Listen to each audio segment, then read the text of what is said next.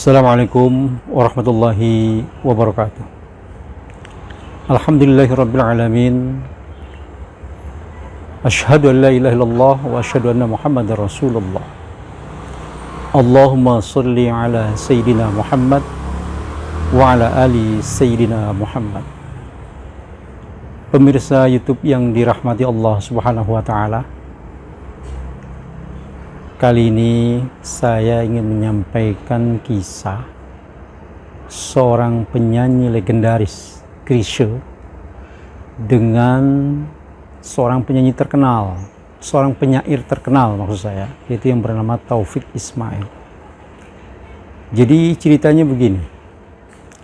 Pada tahun 1997, Chrisye bertemu sahabatnya Taufik Ismail di sebuah acara. Kata Chrisye, "Bang, bisa nggak buatin lirik lagu religi, Bang?"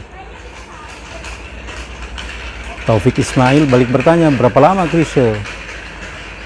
"Ya, kira-kira sebulan juga nggak apa-apa lah, Bang." Akhirnya Taufik Ismail menyanggupinya. Nah, mulailah di minggu pertama Taufik Ismail lirik lagu yang diminta oleh Chrisye.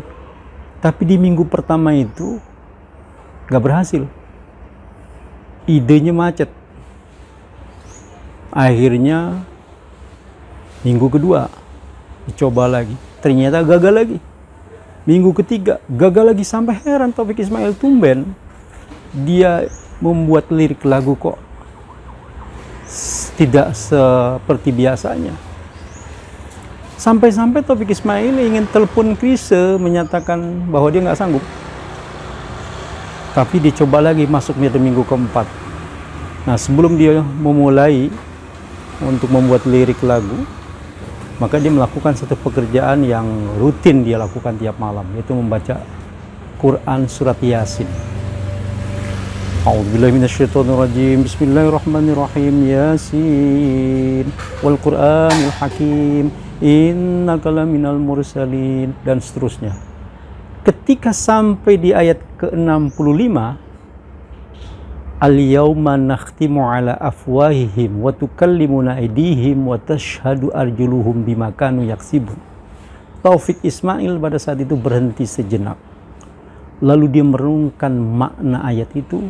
Dia berupaya memahami makna ayat itu secara mendalam, sampai pada akhirnya terinspirasi dia dari ayat itu membuat sebuah lirik lagu sehingga rampung. Ya, lirik lagu yang diminta oleh Chrisye dengan judul Ketika Tangan dan Kaki Berkata. Pemirsa, sekarang lirik lagu itu sudah ada di tangan Chrisye. Chrisye mulai latihan. Tapi anehnya, setiap dia latihan, baru sampai di baris kedua, menangis Chrisye. Dicoba lagi tuh, diulang dari awal. Ketika sampai lirik kedua, menangis lagi. Akhirnya, dan itu terjadi berulang-ulang dan berhari-hari. Padahal Chrisye itu bukan penyanyi baru. Udah puluhan album yang diterbitkannya itu. Tapi baru kali itu dia menyanyikan lagu itu nggak mampu, nggak berhasil, baru sampai pada baris kedua, maka dia tidak bisa melanjutkannya karena sedihnya luar biasa. Pemirsa, berarti itu ada kekuatan misterius ya yang mencekam dan menggetarkan Chrisye. Dan seolah-olah Chrisye itu dihadapkan pada sebuah kenyataan di mana manusia benar-benar tidak berdaya ketika nanti hari akhir tiba. Siang malam Chrisye betul-betul gelisah karena dia selalu mengalami kegagalan ketika akan menyanyikan lirik lagu yang dibuatkan oleh sahabatnya Taufik Ismail. Ketika dia telepon Taufik Ismail dan dia menceritakannya, maka Taufik Ismail cuma berkata, "Dicoba lagi saja Chrisye, sabar, perlahan-lahan, insya Allah bisa." Nah, kemudian Taufik menjelaskan memang itu lirik lagu itu saya buat terinspirasi setelah membaca surat Yasin ayat 65. Akhirnya Chrisye coba lagi, tapi gagal lagi.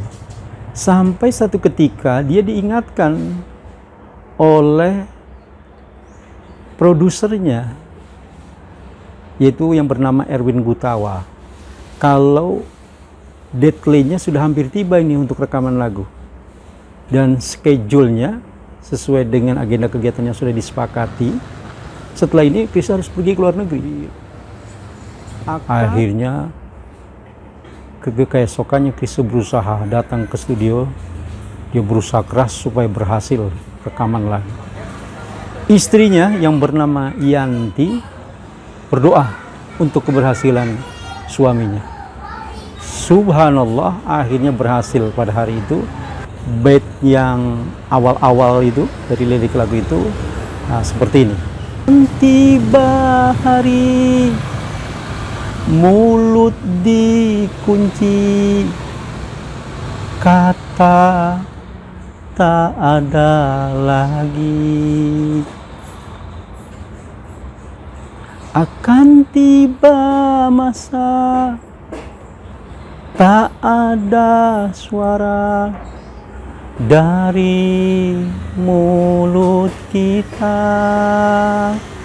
berkata tangan kita tentang apa yang dilakukannya, berkata kaki kita kemana saja kita melangkahnya. Nah, sampai di situ. Lanjutannya nanti silakan buka YouTube Chrisye ketika tangan dan kaki berkata. Nah, akan muncul. Pemirsa YouTube yang dirahmati Allah Subhanahu wa taala. Jadi begitulah dahsyatnya, keistimewaannya pedoman hidup kita. Firman-firman Allah, kitab suci Al-Quran. Karena itu mudah-mudahan apa yang saya sampaikan ini dapat menginspirasi kita untuk lebih semangat lagi kita mempelajari, memahami, mendalami firman-firman Allah, ayat-ayat suci Al-Quran yang merupakan pedoman hidup kita. Barangkali itu yang saya dapat sampaikan, dan tolong dukung channel ini dengan subscribe, like, comment, and share. Assalamualaikum warahmatullahi wabarakatuh.